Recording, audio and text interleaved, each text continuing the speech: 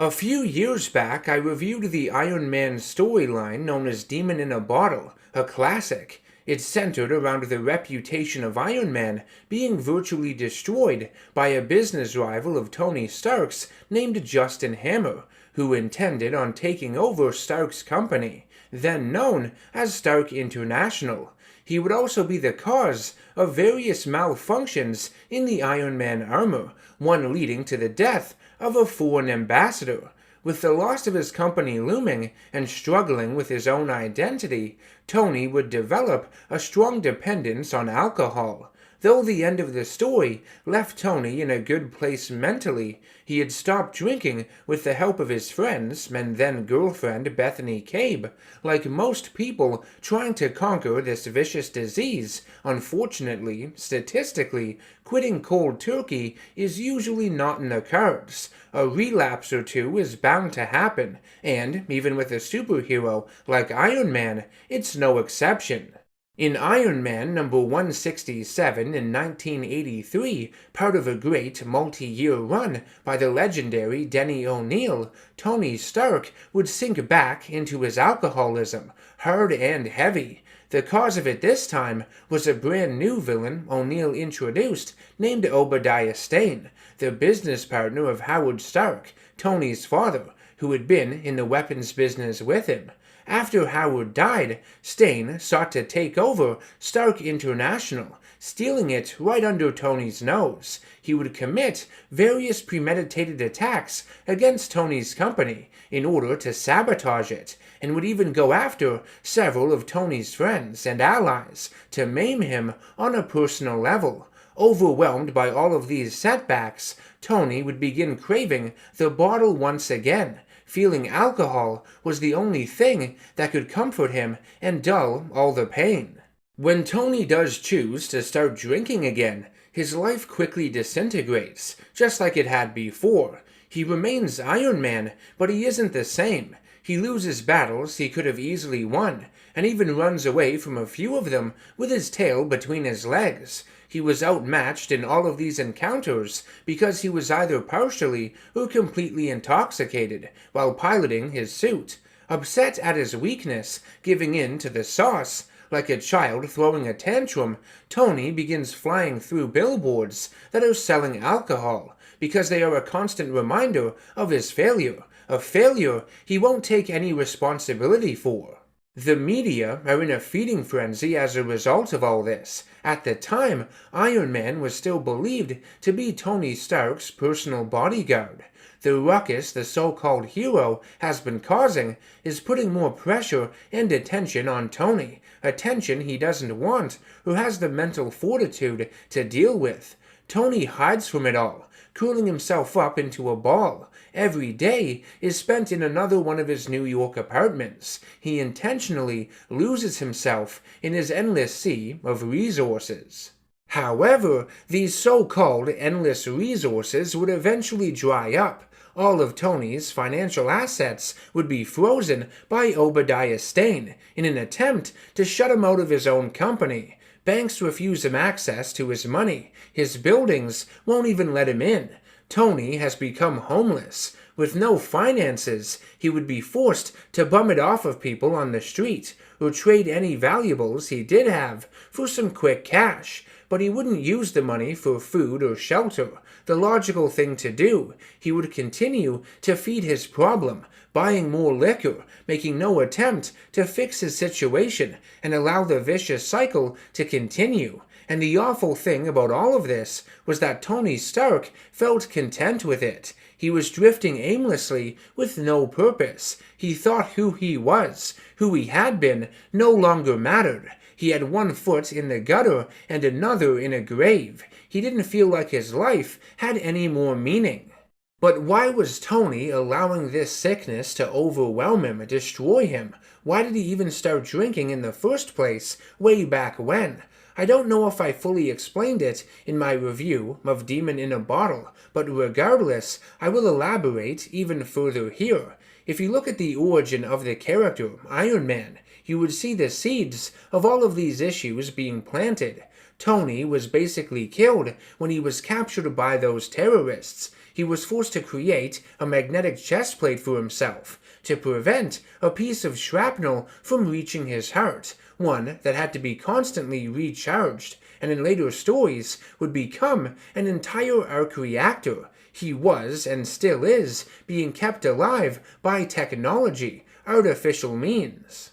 In many ways, Tony Stark has been dehumanized, emasculated. He feels powerless, weak, outside of that suit. His armor has become his prison, a shell for him to hide in, a shield from the rest of the world to protect his emotionally and physically frail interior, a way for him to dress up and play superhero, to make himself feel more extraordinary than the hopeless piece of shit he feels he really is deep down. He doesn't know who or what Iron Man even is anymore, and more importantly, who Tony Stark is. All of the alcohol Tony drinks numbs him to these thoughts, but he fails to realize that his drinking is only making things worse, further spiraling him downwards into the abyss. His priorities are all scrambled. Tony had everything a man could ever want: money, intelligence, friends, and if you're straight at least, he had women, girlfriends, always there to keep him company and provide him with emotional support whenever he needed it. But all of these things were trivial to him, peanuts compared to the cold embrace of a liquor bottle, which is what he seemed to prefer over other materials, flesh and bone. How sad. As it is with most alcoholics, those who care for Tony would have to buckle down and pick up the slack for him, being treated unfairly as a result. His fellow Avenger, Captain America, would try his best to knock some sense into him, asking him why he was so willing to throw his life away, sucking on the end of a bottle without a care in the world, as if it were a baby's pacifier really, which I hate to say, but alcohol is the adult equivalent for some people. They rely on it to escape and feel better, temporarily. They become dependent on it for a sense of comfort. Anywho, Cap knows the pain of alcoholism all too well. His father was an alcoholic, one who refused to get help, and if someone does that, they will forever be lost. They will never be cured. Ain't that the truth? Life is a series of choices, decisions. When opportunities present themselves, you must take them. You reap what you sow, all the good and the bad. Captain America would end up having to save Tony from a burning building because he was too drunk to see the danger he was in.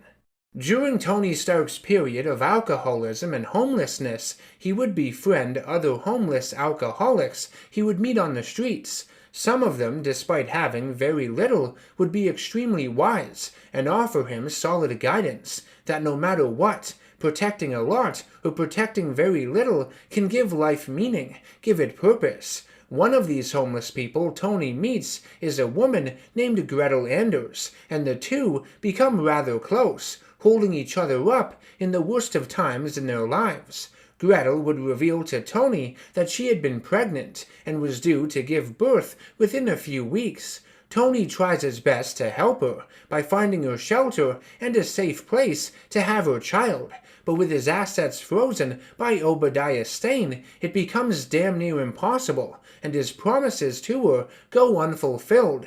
This results in Gretel running away from him, upset. The major turning point in Tony Stark's life happened in issue 182 of Iron Man, entitled Deliverance, written by Dennis O'Neil with art by Luke McDonnell. It's one of the most iconic and significant stories in Iron Man's history, the point in which he gave up drinking for good, more or less, because it was a matter of life and death. He went through a rebirth of sorts, was rejuvenated as a hero and as a man, a human being. Overcoming his personal demons was a huge feat, making him stronger and more resilient as a character, and more relatable and admirable to the reader than he ever was before.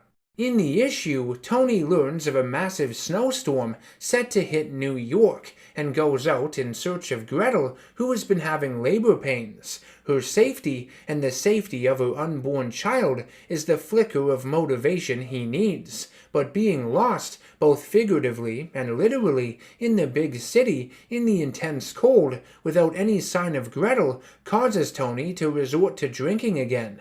The two eventually find each other and bundle up, as best they can, to prolong their deaths. They take shelter on the doorsteps of a nearby building.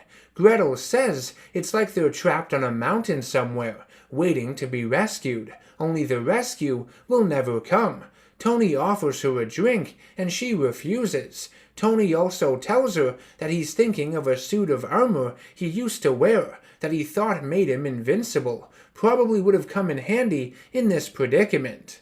Gretel goes into childbirth right then and there, having her baby prematurely. In a powerful image, Tony's liquor bottle falls to the ground as Gretel dies giving birth, asking Tony to take care of her baby, the only one she'll ever have. He then sits with her body and her freezing child, waiting in the harsh cold of winter, without a sign of hope in sight.